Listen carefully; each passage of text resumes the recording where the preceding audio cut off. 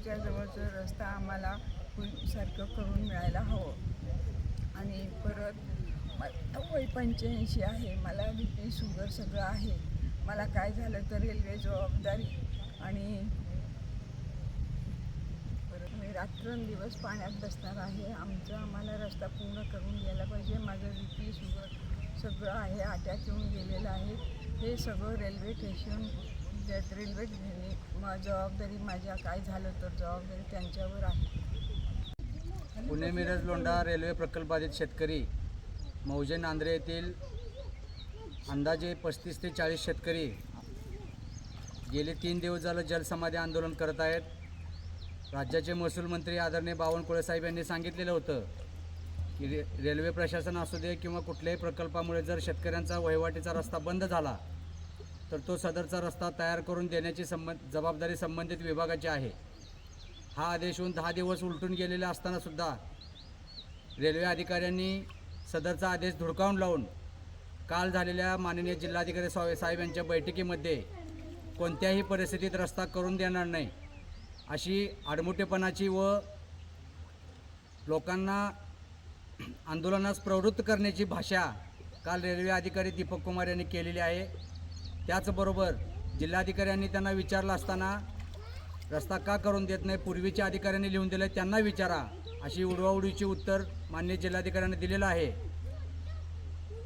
2022मध्ये railway प्रकल्पातील शेतकऱ्यांनी railway अधिकारी सागर चौधरी यांना विनंती केली होती। त्या विनंतीस मान देऊन त्यांनी 3 मीटरचा मुर्मीकरण रस्ता 1100 मीटर करून देतो असं लेखी आश्वासन प्रकल्पातील शेतकऱ्यांना डिसेंबर 2022मध्ये दिलेलं होतं। त्याच्याबद्दल काहीच कारवाई झाली नाही म्हणून जानेवारी 2025मध्ये तत्कालीन जिल्हाधिकारी राजा दयानिधी साहेब यांच्या समवेत बैठक आयोजित केलेली होती।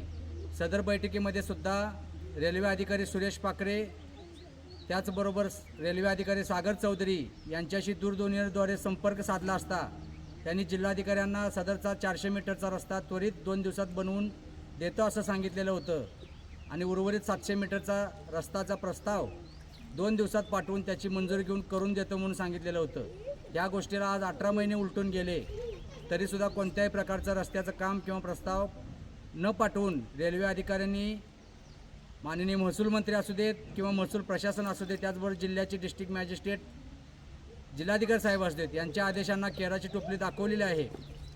त्या सगळ्याचा निषेध म्हणून आम्ही 30 ते 35 शेतकरी जलसमाधी आंदोलन सुरू केलेलं आहे। जोपर्यंत आमच्या मागण्या मान्य होणार नाहीत, आमचा रस्ता बनवून दिला जाणार नाही तोपर्यंत आम्ही आता पाण्यातून बाहेर येणार नाही।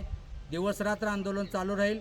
आम्हाला होणारा तासाला जे काही शेतकऱ्यांना त्रास होईल त्याचबरोबर आमच्यासोबत गट नंबर 157 मधील मालक आदरणीय आमच्या विमलाजी यांचं वय 85 वर्ष वय आहे, त्या सध्या देखील आंदोलनासाठी बसलेले आहेत।